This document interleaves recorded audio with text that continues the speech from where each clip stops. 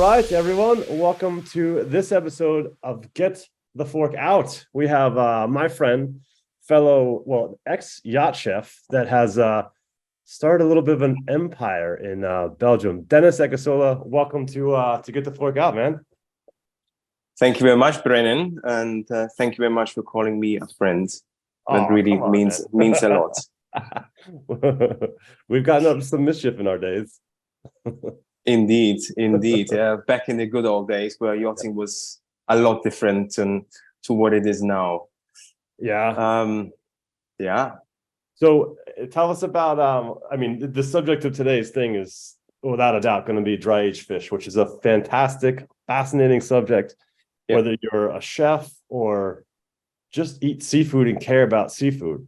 And also if you care about the planet and sustainability. So Dennis, why don't you just tell us a little bit about, not necessarily your yacht chef background, but like you moved to Belgium and you opened up a provisioning business. Right. So I've been working on yachts for 9 years. And then I realized that the whole lifestyle is not suiting me anymore. So I started to think about what can I do as a business where I'm really an expert and where I know about. So yacht provisioning was the only logical answer back then. Yeah. And so I started to provision one of my yachts as a test drive to see how does it work with the logistics, what can we do with products, can we find something better than what you usually get from your provisioning company. And that was pretty successful till Corona started. So that's where we realized that once you're such a big company and you don't have any other outlets to get your business going, and there is something like Corona where you can't ship anymore, you have to have another option of income. Right. So we rebuilt the whole provisioning company in not doing the whole provisioning, just specialty products, which was one of our biggest sales items anyway. And to supply to restaurants in order to stay in contact with the latest trends and what the restaurants are doing. Okay. So then in the same time, we kind of started to do pop-ups where we could use the products we sell to show to fellow chefs and guests. Yeah. So that also helps us to work with the products we sell and to actually find out how to use them in different ways. So you still have that added on value as one of our clients, that you can see that I'm actually cooking with that every single day and I know everything about the product. And this is how you started Dojo. That's how we started Dojo, which is now a Gourmet ranked restaurant, 13 out of 20 points. And we are expanding. We're doing a lot more crazy things with Koji fermentation. All our fish is dry aged. And then that also gives us a good way to explain more about our products and get the dry aging process right, because we have the direct feedback from clients, from guests at the same time. I just want to clarify for everyone watching. So you have Inua, which is your specialty items provisioning company. Yeah, and that's the online shop. From Korea, you have stuff from China, you have stuff from Japan. I checked out the website. It's amazing. And then, so Inua, and then you have Dojo, which is the and I forget the name of the Galt Merlot rated restaurant. And then the third thing of your empire, Kojinomics, right? That's correct. Yeah. That's correct.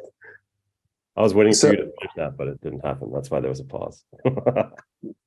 No, sorry, I just have someone calling. I'm trying to get that person out of my life.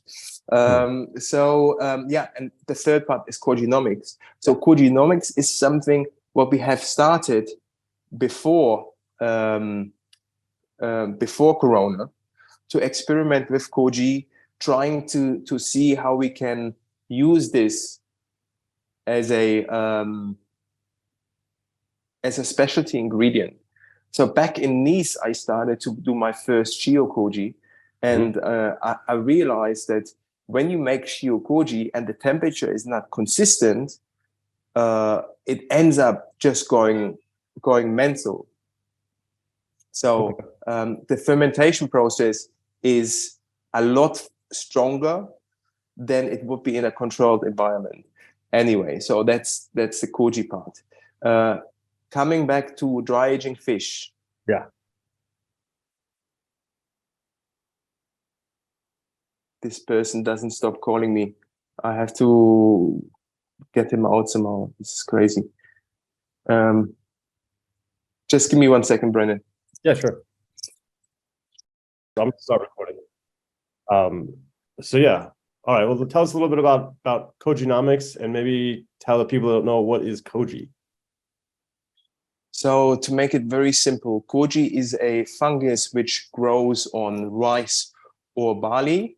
This fungus produces enzymes which convert starches into glucose.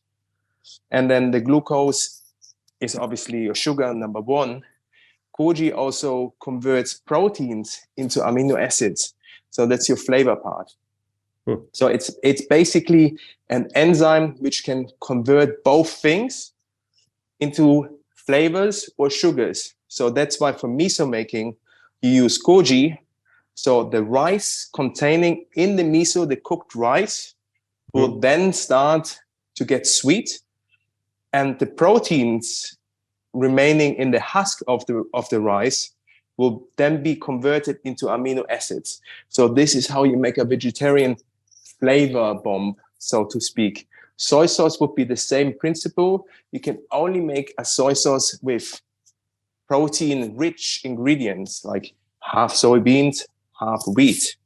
This is how you make soy sauce. So you create sugars, caramelization, Maillard effect, and flavor at the same time. For dry aging fish, Yes, we use Koji for that. Yeah. It's something I learned from a very, very good American Japanese chef who had a restaurant in Hong Kong. His name is Max Edward Levy.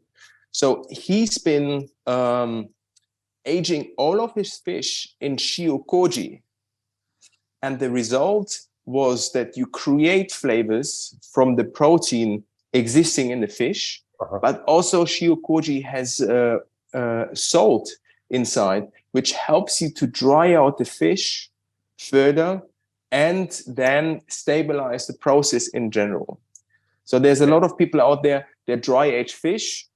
The way how they dry age it, it's not a bad way, but you can optimize it. So dry aging with shio Koji, you can optimize the way how to dry age in terms of speed and flavor, and overall outcome will be shortcutted by a third at least of the whole process. Well, let's get into the process on how to do it, and then I want to come back to that too, like how it shortens the process versus not using shio Koji. But where do you get the fish from? How is it killed? And let's talk about kind of where you're sourcing some of the stuff. If someone would like to buy it, I mean, how? Right. Are you getting? Well, we have several fish suppliers, depending on what we are after. In general, most of the fish is coming from France, from Brittany, from the Atlantic coast.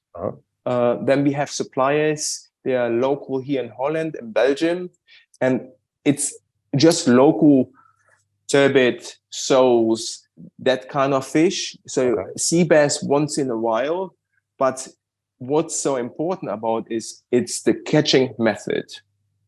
So if you have ikejime, it's basically iki is with a spike into the brain. So you destroy the brain of the fish, and then with a metal rod into the spine from the back. So you're trying to destroy the vertebrae of the fish.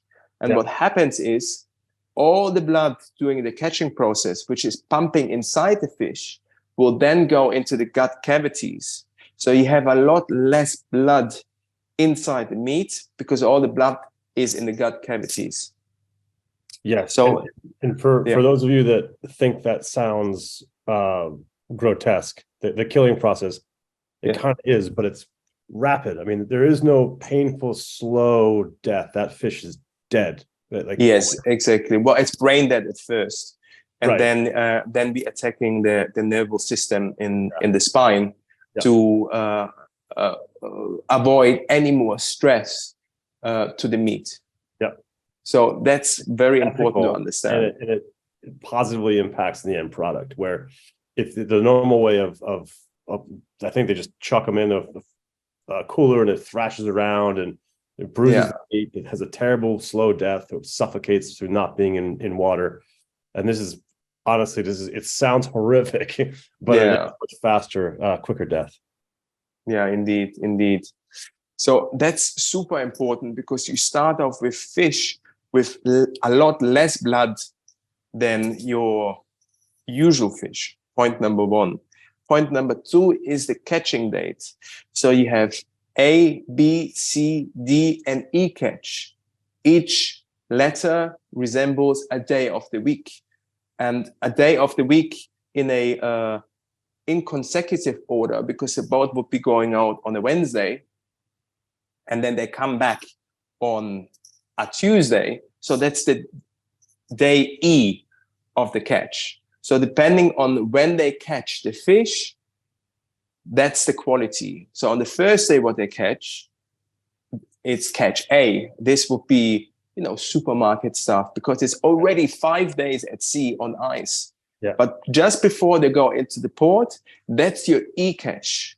That's the catch you want to have from petit bateau, from small boats, where they really go out for this highly priced fish, which arrives super, super stiff.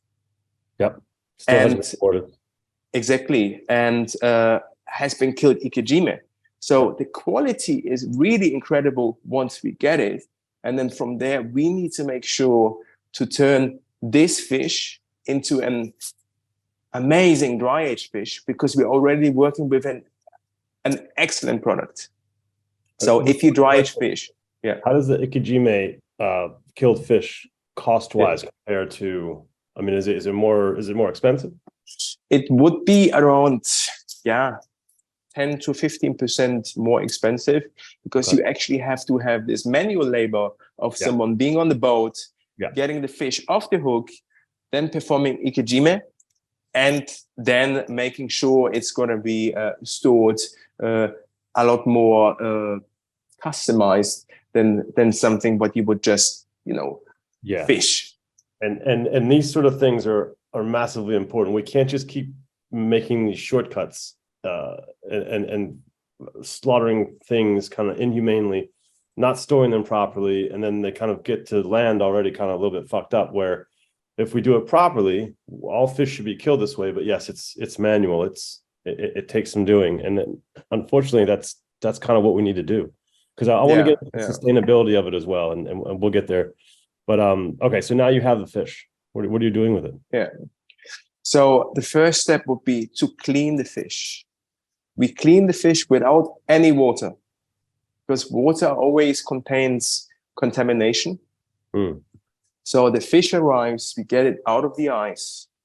From there, we're going to cut off the scales with a very, very sharp knife. We'll be able to cut in between the skin layer and the scale layer. So where you would usually use a knife or a scaler to get the scales off, we cut them off. So they come off in one solid strip. And that way we clean the fish from the outside as a first step. So we always do that at first in order to get the scales off better. So let's say if we open up the fish before scaling it, then the belly cavities wouldn't be full anymore, and then you don't have that volume to cut the scales off. So it always has to be done once the fish comes in.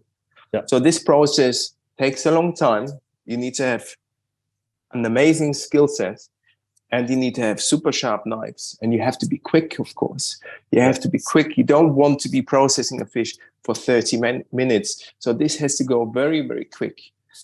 So from there, once the scales are off, we're going to open the fish. We're going to get the gut cavities out, cleaned. We're going to go into the red bloody part of the heart and into the part of the spine. So this is going to be cleaned by hand to make sure that there's no blood inside the fish. Okay. Because once you have blood inside the fish, this blood will start to spoil, and this will affect the quality of your fish. Yeah, and as I understand it too, like when the more blood that you have inside the fish, actually the fishier it smells, and it Yeah, adds yeah. to Well, decay. So blood we want completely out. exactly. Blood has to come completely out. And then number two, when it comes to the gills, that's also the part where we carefully remove all the blood and all the gills, so there is no possibility of spoilage. Because as they say, the fish starts to smell at first at the head because of the gills, because of all the blood residues what you have in the head. Yeah, yeah. So now you must probably ask, why don't you cut the head off of the fish? Okay. You know, like, because most of the times when you see it, it's always with the head on. It is possible to cut the head off, but then you don't have an indication for your client that the fish has been fresh. Because you can see on the eyes when you start your aging process that the eyes are still clear. And I'm going to show you one of the fish. So you see the eyes are still clear. They're not murky. They're not milky. They're super clean. And the fish itself looks a lot more intact. Another reason is once you cut the head off, you have more surface area where bacteria could enter the fish, which is also not ideal. But honestly, some fish, especially if the fish is very big, it makes sense to cut the head off. Like a tuna. Like a tuna or like a big snapper, like these kind of fish, it makes sense to cut it off. So you have, not this added risk, and weight and volume to the fish, because sometimes the fish we age, they're up to 15 kilos. So you need to find a big enough hook to actually hang them. Yeah. So, and after that, we're going to clean the fish with shio Koji. So instead of using water, we use shio Koji to clean the fish from all the slime, the good slime after it's been caught, all the blood residue, to make sure the fish is squeaky clean.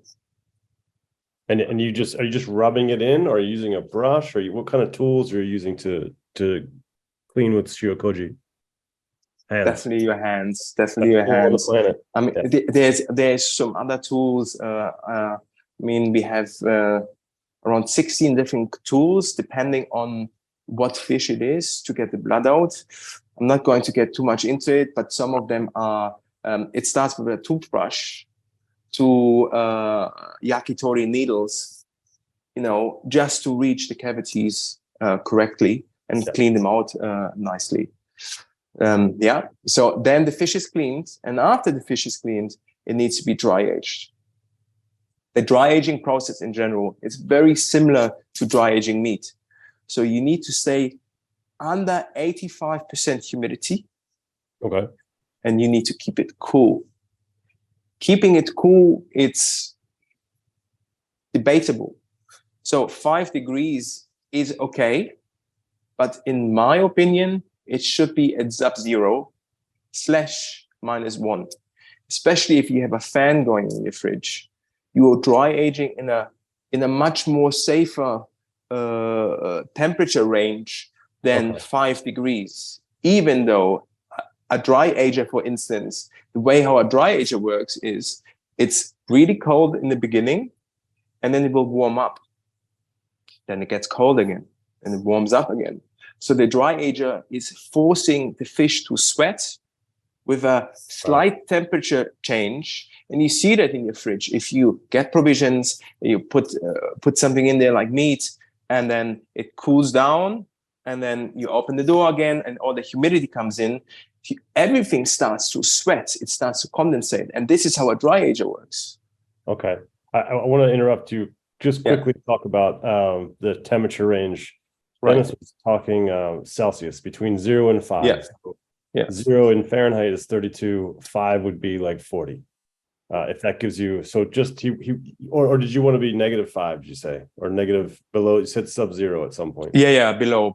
So -1, -2, this is a good range to dry age, especially for long-term dry aging. You want to have a colder temperature. So for the Fahrenheit people, that's just under 32, around 28, something like that. Just sub-zero, below freezing. Right, yeah. Exactly. Yeah. Okay, sorry. Keep going. So okay, and you're doing this fluctuation on purpose you said to kind of sweat and dry. That's what the dry ager is doing. So we use dry agers, but we also have our custom-made fridges, which a dry ager is a very, very good product. We have 10 of them now. Wow. It's a very, very good product. Don't get me wrong. The only thing what I don't like about it is that it's too dry. Okay. So it's doing a very good job at drying out the fish, but sometimes it's too dry. So let's say you dry age a fish for 10 days in a dry ager. You end up with a very tough skin on the outside. You have a lot of moisture loss. And when it comes to filleting, when it comes to cooking, it's just not what you want, especially with lean fish. So a dry ager is fast, it's efficient, it's very good, but I think it's not very good for long-term dry aging. It's just too dry. Well, I think we got a little bit ahead of ourselves in terms of the things that you'd like to tweak. Let's talk about the science of what are you trying to do when you dry age fish? Like, I have an idea, but I want to hear you talk about how long it takes and what's happening to the fish and what is the end result, once that kind of time frame is over. So you want to reduce the moisture content. Yes. It's the same with meat. If you have fresh meat and you dry age it, you want to reduce the moisture content. At 85% humidity, bacteria has a very, very hard time to grow, especially if we are looking at 0 Celsius. So that's from the meat industry. This is how they're actually allowed to dry age. Yeah. Right. So this is their lab results. If you are within this range, you are safe from the get-go. Given the fact that your meat comes in clean, the same thing what we do with the fish. Yeah. And I want to talk about, because it seems obvious to us, but I want to make sure it's explained, like, why is it important to take out moisture? Well, it just concentrates all the flavor and the fat into, in essence, the moisture is water. So you just watered out all that flavor. And by evaporating the water out, you concentrate all this really good stuff. And it gives you more control too, and a longer shelf life. Yeah, indeed. So flavor-wise, what happens within the fish is that the fat itself starts to mature. So I like to compare it with the terroir of wine. Yeah. So a hamachi would have a very distinct fish fat flavor, but with the aging process, you're maturing that fat. So it's still hamachi, but it becomes more rich, it becomes more elegant, it becomes sometimes a completely different fat flavor. So you're really creating a special flavor of the fat during the process. And in terms of texture, you are softening the fish over time. So it will break down, the shio koji will help to break down the fish as well during the same process. And the flavor profile becomes, how can I say, it's unlike fish. When you have super fresh fish, especially in Italy, you have a crudo, and you can taste it's fresh, but it's so hard.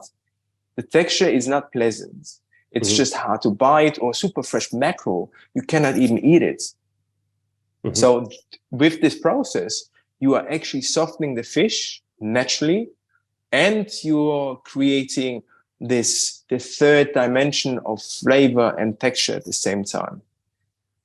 Once you eat it raw, but once you cook it, the fish itself becomes a lot more dominant in terms of flavor. It tastes like it's supposed to taste. And we have a client who is only serving dry aged fish to his guests because the owner said he doesn't want to have fresh fish anymore. The fresh fish doesn't taste like he's used to it from 40 years ago when fish was, like different kind of thing. So he's basically saying there's a lot more flavor created for a turbot than what you have nowadays. So it's a good testament. I think it's a new, well, I know it's old, but it's new to the mainstream to have these kind of be presented with the option of having dry aged fish. I've had guests, I've told them it's dry age, and they're like skeptical, like old fish, like just try it, and they're just blown away. And kind of like your other client, just get me that from that on. I just want it's so much better. Simply prepared, quickly cooked, medium rare or raw. It's another animal altogether. It's so much better, and it's so much more like ethical. And I want to get into that as well for sustainability and whatnot.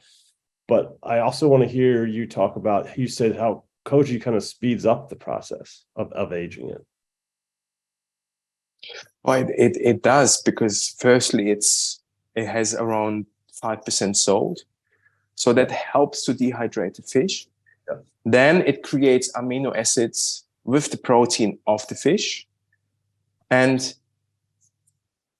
it kind of ferments the fish as well. Yeah. So once I bring out some of the hamachi and the eel, you will see the fish looks completely different. It doesn't look like a normal dry aged fish. It looks a little bit almost like a smoked fish. Yeah. The first look of it, and cooking the fish is a lot easier too, because you have less moisture, so less moisture in your pan, and it cooks more gradually. So we dry age monkfish, for instance, and monkfish, it's very watery as a fish. It doesn't cook too well, and once it's Koji marinated and dry aged, you retain the water because the salt binds water, right? Mm-hmm. And then once it's cooked and you let it rest properly, you end up with a fish which is perfectly glossy. It doesn't lose a lot of water once it's cut. It's really in there, and the fish itself becomes a lot more almost meaty, especially on the outside. So when it comes to working on a yacht, it helps you because it's more forgiving. You have a delay of 10, 15 minutes, not a problem. Leave it in the bag and, just exactly. And that's what happens all the time. So you can hold it longer and it tastes better. It's a lot more moisture in there, a lot more flavor. It's really a game changer. And when it comes to pan frying it, the amino acids of the Koji creates the Maillard reaction. Yeah. So if you fry the fish skin side up, it becomes brown a lot faster. Yeah. So you don't need to fry it over such a long period of time. Just quickly sear it or fry it or scallops. You can have a small layer of crust on there, which is beautiful. So it opens up new possibilities of serving seafood, having this fried flavor, but not overcooking it. Yeah, it's in like you have the kind of the molecular reaction inside that's producing the Maillard reaction quicker. Yeah. Also have less water to fuck it up, less water to steam and get in the way. It's drier and it cooks differently, more like a steak, I'd say. It's just not as water. Same like a dry aged steak. It cooks so much better because it's the balance between meat, fat, and water is completely different. So wet aged steaks will always be a disaster in your pan before cooking, after cooking. So a dry aged meat or fish is the way to go, really. And let's go back to, so how much time are we cutting off by using Koji? And are there other people not using Koji to dry age fish, and they're just doing it kind of a different way? So we can dry age fish with a noticeable change of flavor and texture within 3 days. Okay. So within 3 days, we have a good result. Once we go towards 5 to 7 days, it's at its peak. And after that, it's really up to the chef to age it longer than this. But I personally don't age it longer than 14 days because it's also like, let's think about it. It's quite experimental. There's always a possibility that there's some kind of bacteria in something. So 2 weeks is safe. It's safe in terms of smell. It's safe in terms of trying it raw, not feeling anything like alkalic on your tongue. It's really, it hasn't got an aggressive smell or taste. And once you cook it, it doesn't smell fishy. So then you know you're on the safe side. Once you have this battery acid feeling of the fish, slightly, just slightly, the fish starts to spoil. Yeah. Right. And this is what you get after 2 weeks, even though I know people, they keep it for 3 months. I get it. You can do it, but I wouldn't do it. I just wouldn't do it. You put yourself in risk with this. Yeah, of course. And I'm glad you're talking about kind of the parameters that are safe to work inside of and why. I think that's something important for people to know, and they're going to ask anyway. So it's just good that we address that. But steak is the same way. It's like to personal preference. There's the wet aging of the steak, and then there's the dry aging of the steak. And some people like 30 days and 30 days, and that's the number that they like. Or you know, whatever, 4 weeks and 4 weeks. And it's just, it gets to a certain point when you're familiar with a product, like, what do I like? What is it? How does it suit me? Whether it's 3 days, 9 days, 14. Yeah, indeed. So let's talk about the sustainability and specifically wastage in terms of kind of wet fish markets versus, you know, aging. There's a lot more waste because you have evaporation. Right. So once you start aging, you will lose weight via evaporation, number one. What speaks for it is that you can run your restaurants or your yacht a lot more sustainable. Meaning, you can have dry-aged fish on board. And if you know you're going somewhere remote, you can only work with your dry-aged fish. So you don't need to have that fresh fish all the time, which streamlines your provision orders as well. So you wouldn't be going for a delivery every 3 days. You would be going once a week on the best day of the market. So that's how you make sure to have the best quality. Yes. No need to buy a fish on a Monday or Tuesday because it's going to be not at peak. And your supplier can help you to select the freshest fish. If you're ready to age whenever, and if you're flexible with your menu, it gives you completely different possibilities. Yes. Yeah. I'm getting my dry aged fish from you. Definitely. Right. It will be in the description on how to get the stuff, because I've had it. It's incredible. And, you know, I don't have the facilities on the yacht, or I don't think people have the facilities at home to go through this whole process of recreating how to do this. I'm just going to go to an expert, you, and I'm going to purchase it. I guess what I was talking about sustainability was when you have wet markets and you have fish that's really going to be off in 3 days, or things that don't sell, like the planet is having an issue with our seafood consumption globally. Like, we're running out of fish, and it doesn't look like it's going to change. The fish populations aren't going to come back unless we do something about it. And what I've noticed about dry aging is that, like, you have this fish that you've treasured it from the beginning, you've killed it in a special way, and then you're dry aging it. Like, it's never really going to go bad to the point where you can't use it. Like, it's it just lasts longer. It's not going to go to waste. I just think it's a better way, a more kind of value of this entity that we killed. We're going to take care of it, and we're going to age it properly, and then we're going to serve it. And I just think it's much more, what's the word? It's just holistic. Yeah, exactly. Like, you care for everything. It's not like, oh, it's 3 days, it's off, throw it out. Like, and that's kind of what we're doing now, where the wastage is ridiculous. Yeah. True. Yeah, definitely. I mean, number one, selling point for us is that we say, hey, the story behind the fish.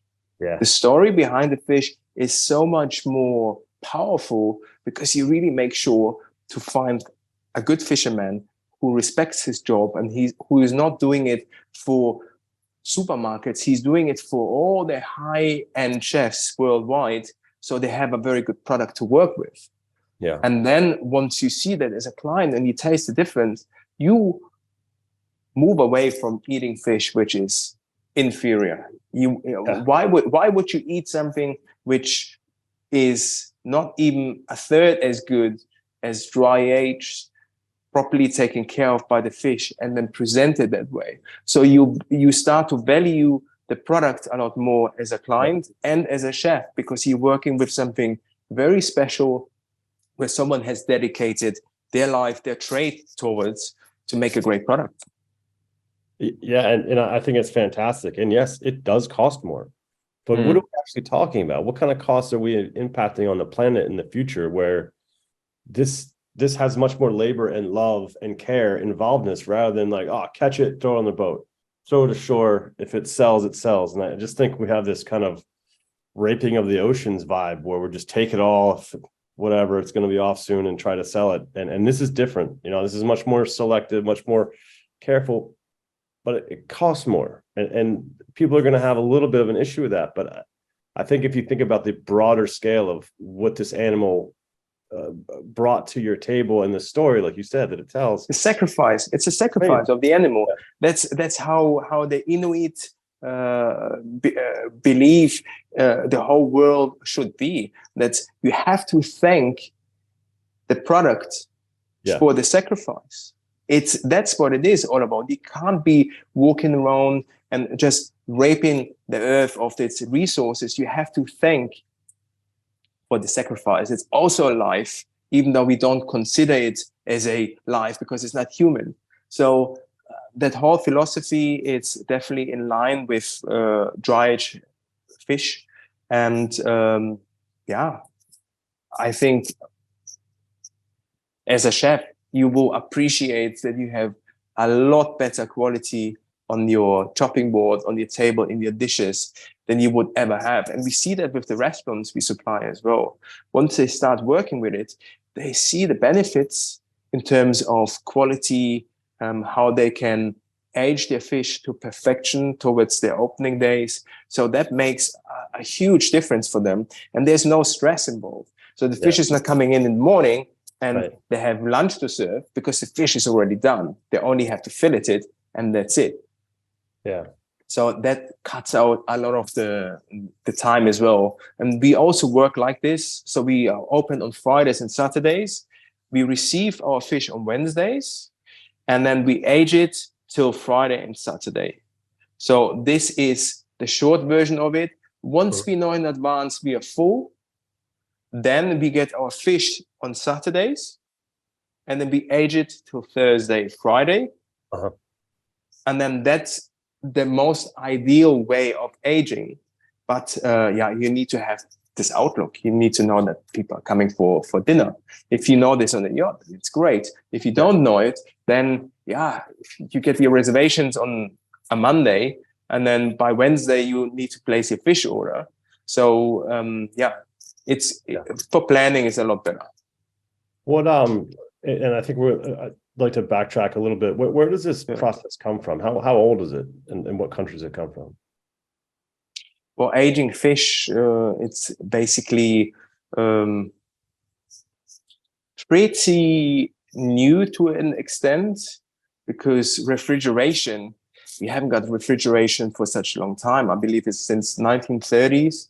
We have refrigeration as such. And the biggest problem was in Japan, that fatty fish like tuna was actually frowned upon, because it would spoil so quickly without refrigeration. And they would be going for something like a sea bass, something more leaner, which is more forgiving in terms of spoilage. So now with having refrigeration, it's very modern, it's very new to age fish, because before there was just salting and smoking, right? There wasn't really aging as such. And And the trend worldwide, I mean, look at the dry-aged fish guy. What he does is, it's amazing. Huh? He really turned this into a business which makes a lot of sense for everyone involved, also for his suppliers. Mm-hmm. And the way how he works, it's rooted into finding the right fish to age. He's not aging any fish, he's selecting the fish. And then from there on, his clients respect that he made such a good choice on behalf of them. So it's like having a sous chef who makes sure that you're working with the best product possible. So it's really such a humbling way of serving your clients with your expertise to take care of, you know, finding the best product for them and making sure it's at its peak. Yeah, I stopped in and I saw Leeway in Beverly Hills. It was an amazing shop, The Joint. I'll put some of his links in the bio as well, but like incredible, just the idea. And I hope that we are communicating this properly, because as a chef, I've been cooking fish for 30 years. And when you have something that you're so familiar with just tossed on its head in terms of like the science and even to a lesser extent, the ethics behind it, it blew my mind and I fell in love with it straight away. And I really don't want to use any other fish than dry aged fish. It's next level. I can't tell you how special it is. Otherwise, we wouldn't be doing this podcast if I didn't think it was interesting, because it is such an absolute game changer. Once you try it, once you eat it, and once you cook with it, oh, it's so good. It's so different yet the same, and it's fantastic. Yeah, it's really good.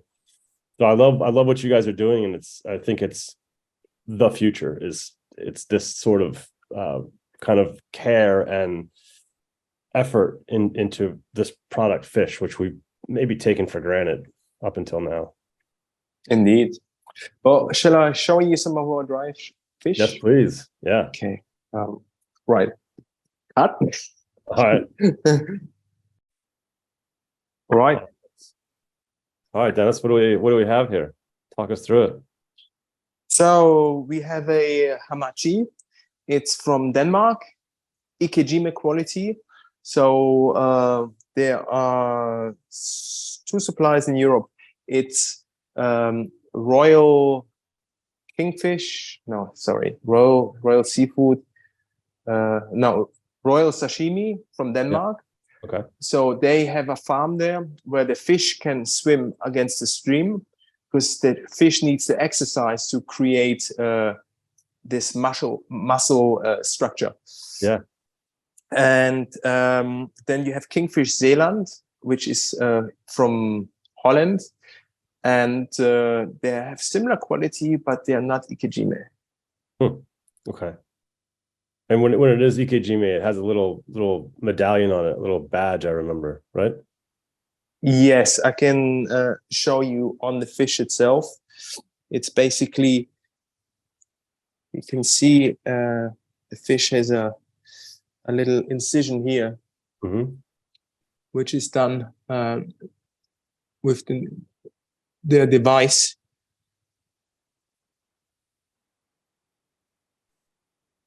Right here. Okay. And just going back to the fish itself, you can see that the color of it is completely different. It's almost a little bit pinkish. Oh, yeah.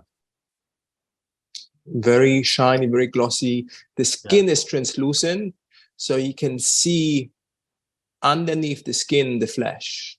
And it has such a beautiful color, especially this specimen, which has been dry aged for 7 days now. And that's going to be a part of tonight's dinner. It looks beautiful, man. Honestly. That's incredible. So let me get into filleting this baby. Okay. So you will see how the meat itself looks.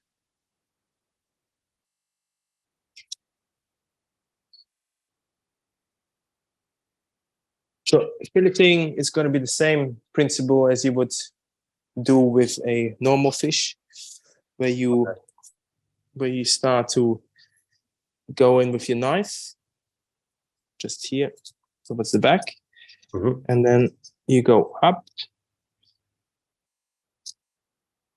And you can already see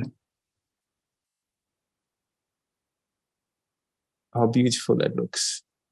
So you can see how nicely the meat looks, how translucent. Yeah, it's gorgeous.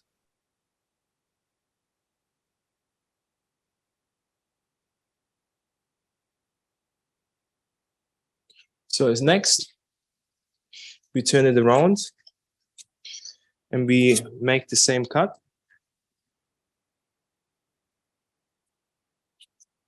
So what would you sell this hamachi for per kilo?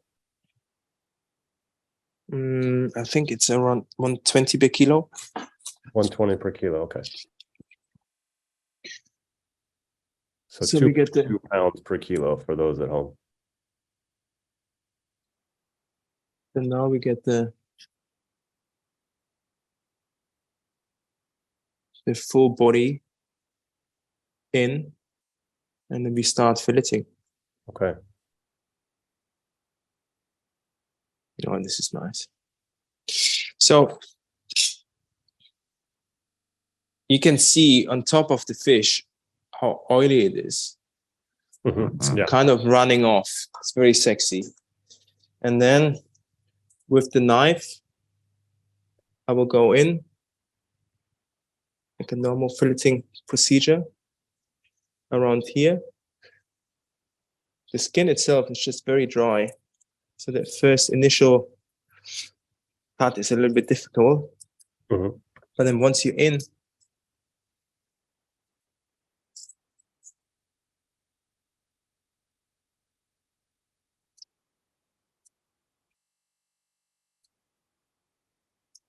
it's super nice. So that's the first side. Then we flip it around. And you can see we go from the tail side up.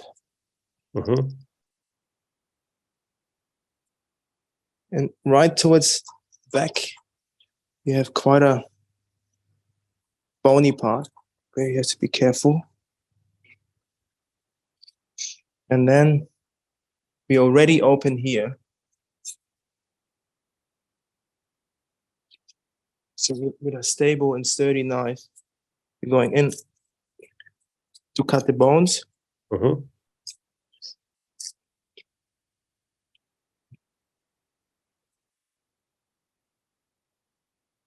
And here we have our fillet. Oh, that's beautiful. So people can order something like that from you, just like that, right?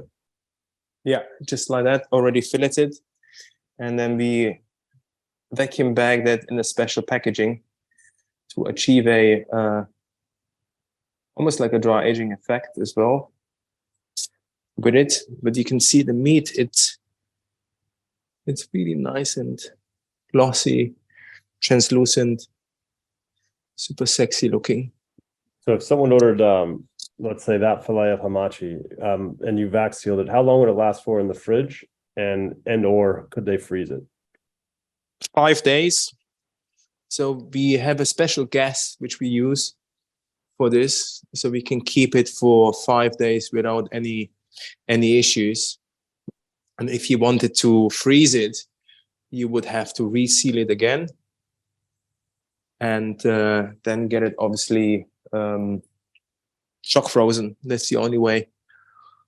I would honestly, after we have changed our freezing procedure to only shock freezing, we will never go back. The quality difference is really incredible. And what is shock freezing at home? What temperature range are you talking about? -40. Yeah. So this is semi-commercial shock freezing. I mean, you would go -80 if you could, but these machines are super expensive. We've just been lucky to have a shock freezer gifted by Chef Josh King, and his old shock freezer suited us extremely well, I have to say, for what we do. Excellent. Here you can see. Yeah, got it. Okay, perfect. So let's give this a last little fillet here, just down on the side. So you see what I mean with the meat.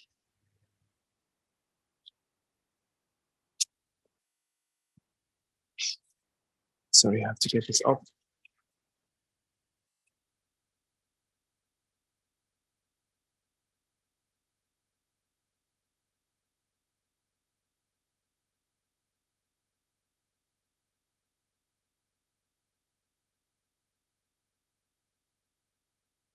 You can see how fatty it is. Yeah, it's beautiful. And then you go down here.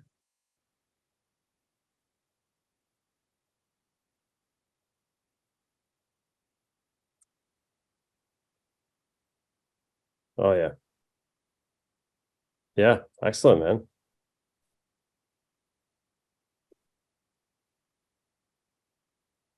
It's so much denser, you can tell. Yeah, it's just very easy to fillet as well once it's been dry aged. And this especially is such a nice flavor and texture to it.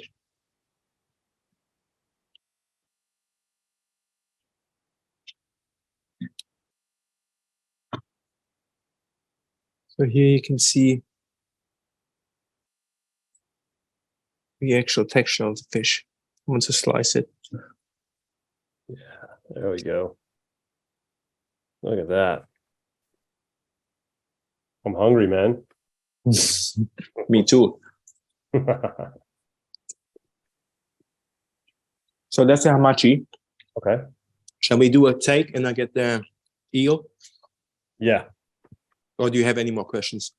No, that's it. That's it. I'm gonna pause it. All right, man. That hamachi was sick. Let's talk about this eel. Right. So the eel is local. It's from Oosterschelde. I think this is the way how you say it. And what was that? The eel season just started. So it's April now. That's where you are allowed to catch eel, because otherwise eel is on the verge of extinction if you catch it during the off season. So it's highly regulated over here in France as well. And we have quite a large specimen. So it's a 1.2 kilo eel. Ooh, looks like this, mahi. It does. And it's dry aged. So you can see it has such a nice glossy shine to it. Yeah, that's incredible. Plus it's almost translucent. Wow. So that's what I mean with the dry ager. It makes it sweat, so you can see the fat itself coming out. Unbelievable. It's like rendering out and yes, coating each muscle fiber, and looks so good.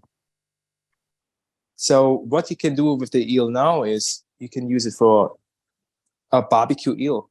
What you would usually buy frozen, you just buy yeah, that trash. Yeah, exactly, from China.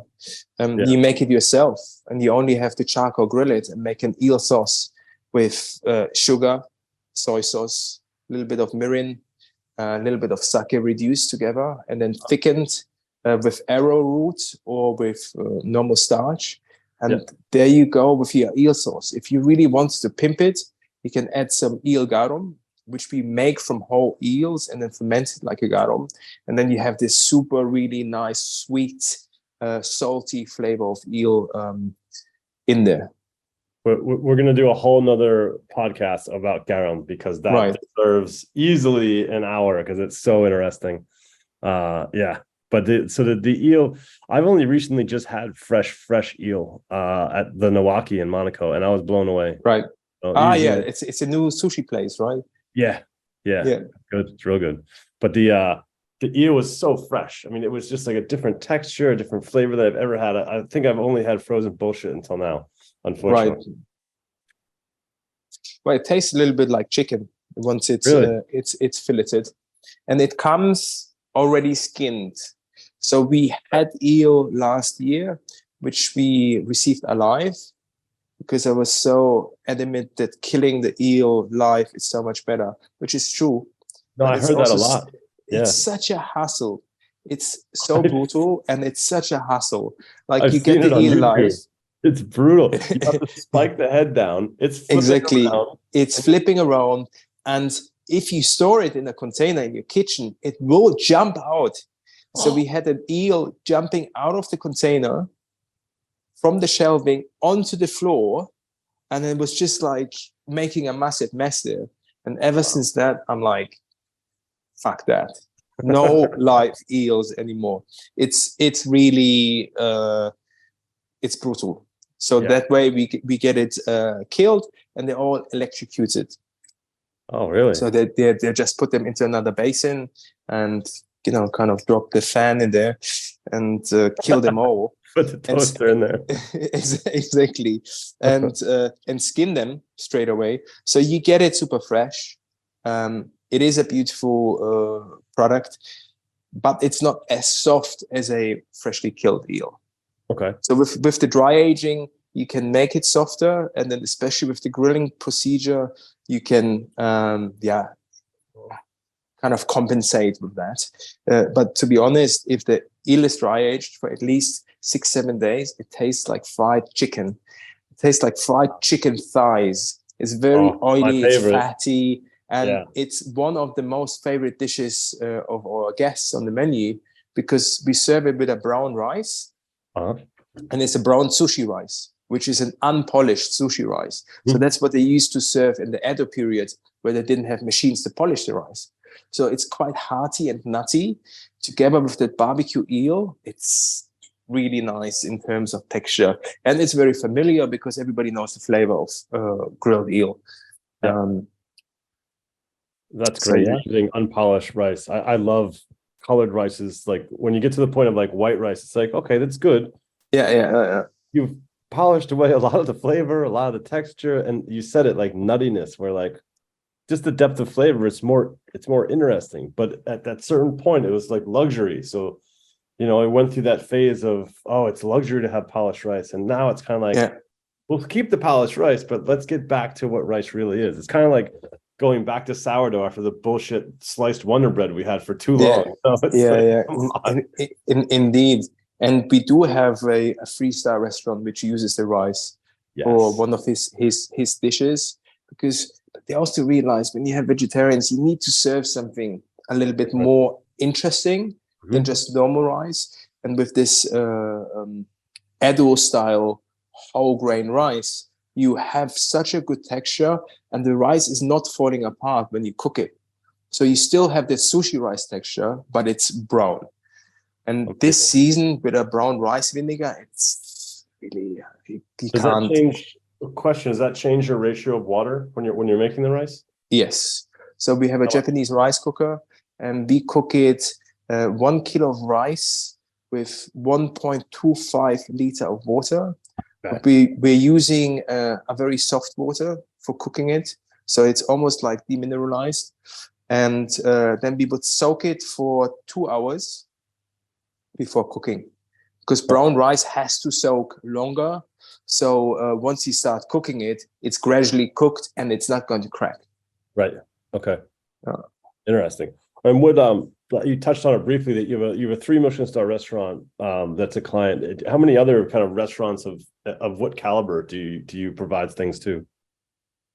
All over. I mean, I'm obviously not allowed to talk too much about this, but we have many big guys all over, also in the UK, big names in the UK, big names in Paris, big names in Germany, Belgium. For sure. Restaurant.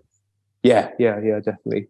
And I'm trying to coax this out of you, and you don't have to give the names, but I want to give people an example of the appreciation of the higher echelons of the people that know the most about food are coming to Dennis, his products, whether it's the Unawa, his store, or the Kojinomics, the fish to the ages. It's this human here, my friend Dennis, he's doing things at such a high level. It doesn't matter what I think. It's like the appreciation is coming, and the need for his products are coming from such high levels in the food world that I think you should try what he has to offer, because it's so good. It's so different. And yeah, man, it's awesome what you're doing. It's such kind of cerebral cooking and challenging old ideas with new ones. It's appreciated and definitely much needed. Well, thank you. But at the end of the day, it's the chefs. I'm telling you, it just needs someone like me to show a product, and I show it my way, which I'm not the best chef in the world.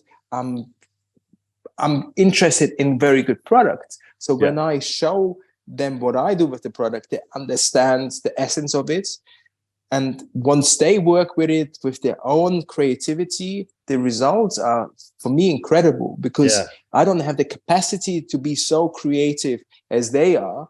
I'm just the guy who is finding the product and who sees a potential for the chefs. But once they understand the basics of it, they just do such an amazing job in excelling in all kinds of directions. But it needs that as a supplier, you have to be the one who finds good products for your clients, and then they know what to do with it once they know the basics. That's it. Yeah, I think that must be a very cool perspective that you have. Like, you give someone this kind of idea or the seed, and it grows into all these different ideas and concepts that you're like, holy shit, it's a beautiful thing. And you were kind of the nexus of it, where it all started.